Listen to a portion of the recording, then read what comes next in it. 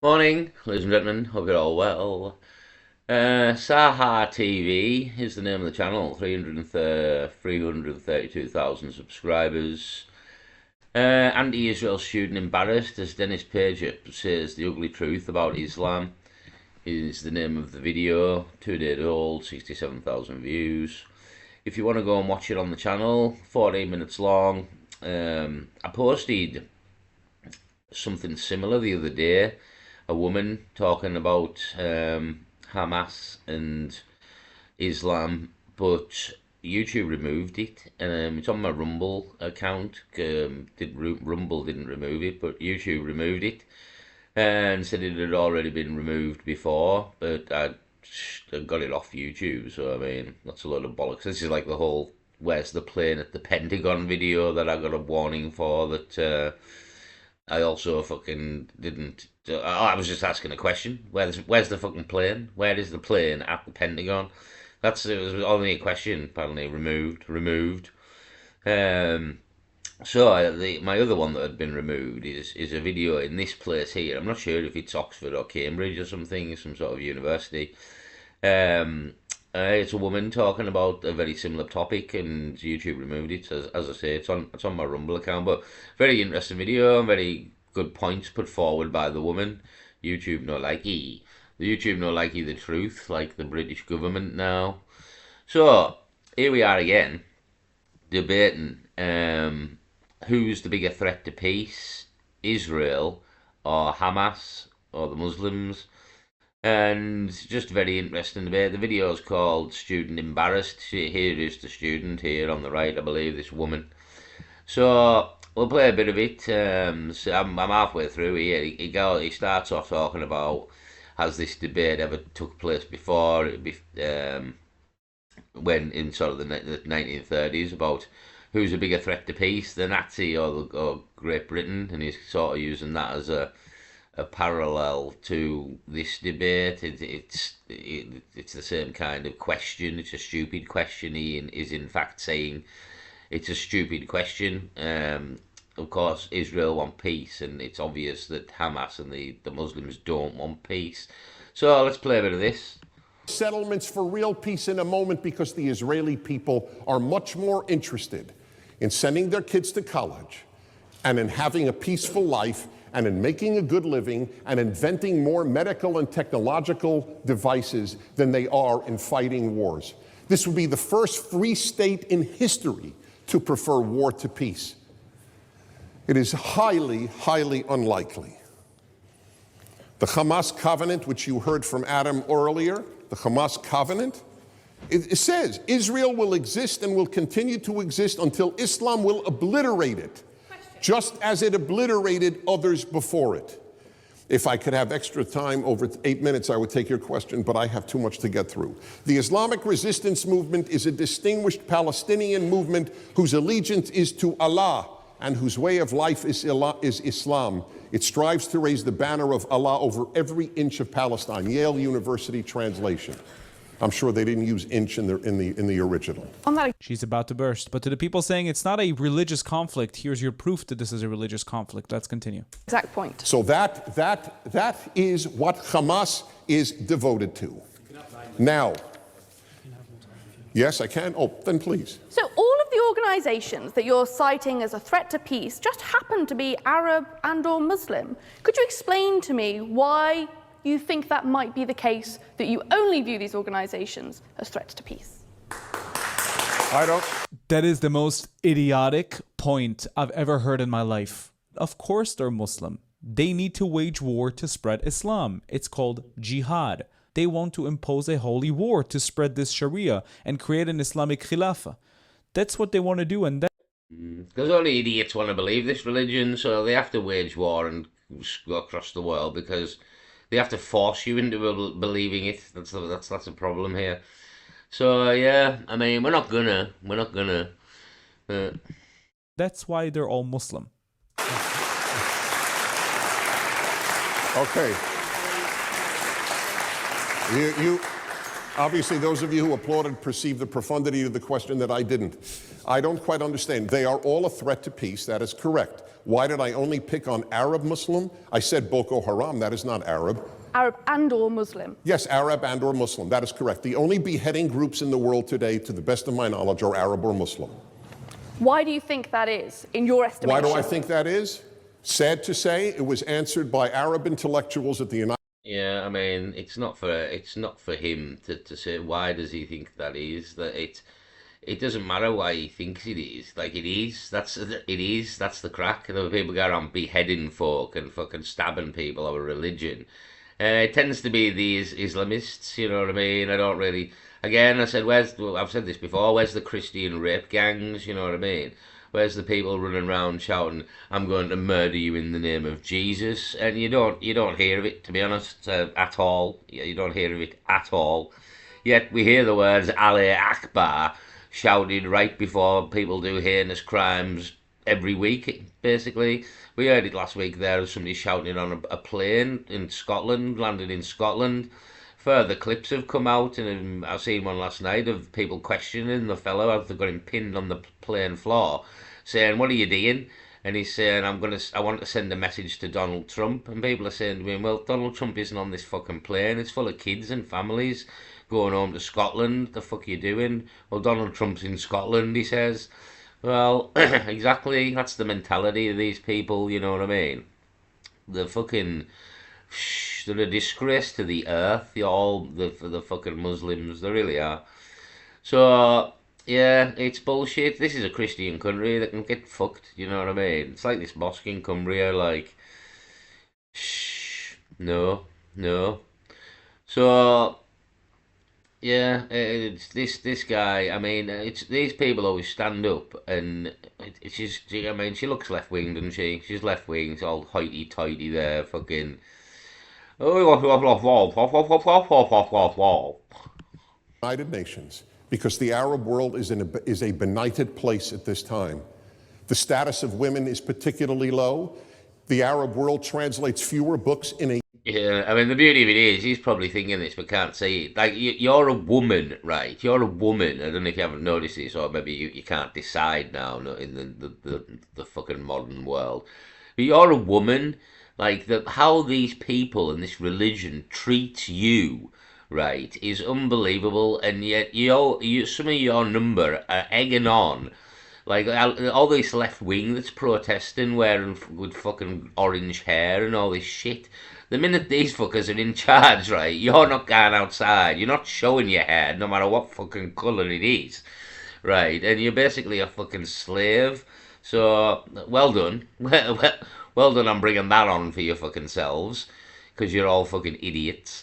So, it's unbelievable, honestly. The left wing, like, I mean, I've been talking to people lately about all this crack, and it's getting to the point where in the corridors of London, or the Parliament's currently on holiday at the moment, but in the corridors of power, so to speak, word will be getting passed around that all these protests, because the news on TV is not telling you about all these protests inside migrant hotels. Get yourself on YouTube here for all the auditors, and Jesus, there is a lot of protests in this country, and it's getting bigger and bigger and bigger, and eventually we do not have enough police if every city and town across the country is protesting, we don't have enough police. So another interesting thing, I actually know an ex-copper. He's been retired maybe about 10 years now. And I was speaking to him about this whole situation, everything that's happening, and I said, "Well, I bet you're glad you retired." And he said, "What?" And I said, "Everything that's happening in the country now." And he said, "Oh Christ, I'm glad I am." And I said, "What do you think of it? What if you were still at work now, and we're having to police migrant hotels with everything that's going on, with how much we're spending on these people and how much they're assaulting women and kids, and we don't know who they are, and the full situation, basically. What would you do?" And did you know what the ex-copper said? "I'd go on the sick." That's what he said. He was genuine. He said, "I'd go on the sick." because and claim like stress from having to um, do the riots and or the migrant hotel and mental health, and he said he would go on the sick to avoid it all. So that's something that we might start to see happening. We don't have enough police if this gets bigger and bigger and bigger. Plus the police are going to be under stress and maybe injured if anything kicks off. So I mean that's what Tommy Robinson wants on the September the 13th. I heard him say it overwhelmed the police and show this country, show the police, show the government that this is our country, and the globalists and the people who run the country really run the country in the guise of democracy. Show these people that we can make a stand and that there's more of us than you. They sing that little song that the left tried to sing, which again every song they sing is wrong. There is more of us than you. No, there isn't, left. There definitely isn't. There is not more of the left wing than the average British person. There definitely isn't. And the amount of people you've seen stand up so far is nobody, but it's beginning. The average person's coming out, and we've seen it now in Manchester, we've seen it in Norwich, we've seen it in Sutton, we've seen it anywhere where a young lass has been raped by one of these migrants or a woman. And yeah, it's beginning to grow and grow and grow. And this looks like the moment, to be honest. It's make or break for the New World Order, for Britain, for the people, for your freedoms. There's the Online Safety Act coming in. And if you don't stand up in numbers, they'll systematically take everybody down in small groups or singly by coming to your homes and doing these things. They will take you down, but they can't take everyone down. In the words of Plan B in the song Ill Manners, you can't put us all in prison. There isn't enough prisons, there isn't enough space to put all of the British people in prison. Britain's people are the power, and when the people figure this out, the globalists shake in their boots, to be honest, because that's the one thing that they fear the most. The people figuring out what's going on, because there's a lot more people than there is elites, and the elites need the people. The police, the police are the people. The police are the people. You know what I mean? And this is now people are questioning the police, saying, "What are you doing?" We've seen it on videos, calling them for protecting paedophiles. So yeah, it's all coming to a head. To be honest, it's all coming to a head. But as I've said this to many people, and I've had this surprise answer, and particularly off the woman I spoke to in Manchester Cathedral, who I was saying a lot of things to, and I was thinking she's going to think I'm right wing here, and she was agreeing with everything I've said. Everything I said, she was agreeing with this woman in the church. And I said at one point, it looks like it's about to kick off. And her reply to me was, it needs to. It needs. This woman in the church, when I said it looks like it's going to kick off, the woman in the church said it needs to. So again, I was talking to one of my really good mates the other day. He was talking to our local councillor in the area, and I'm not sure if he knows him. He kind of made out he did know him in a way. And the councillor was asking him what would he vote in the next election, and my mate was basically saying to this Labour councillor that there's no way on earth we'll vote for Labour the way things are going. And my mate even said to him, like, my mate's not like politically charged in any way. Some of the conversations that I could be having with you, the councillor, in this day and age now, in this town in Whitehaven, I shouldn't be having, like, with all this rapes and everything that's going on. To be honest, he should, in this country, I shouldn't be having these conversations with you about what I'm thinking as a person, and that's how far we fell. He was trying to say to this politician. So, and this is like, again, my mate's not politically charged like I am, or like a lot of people are. And when the average person, see, this is the problem, and this is why none of this far right is true.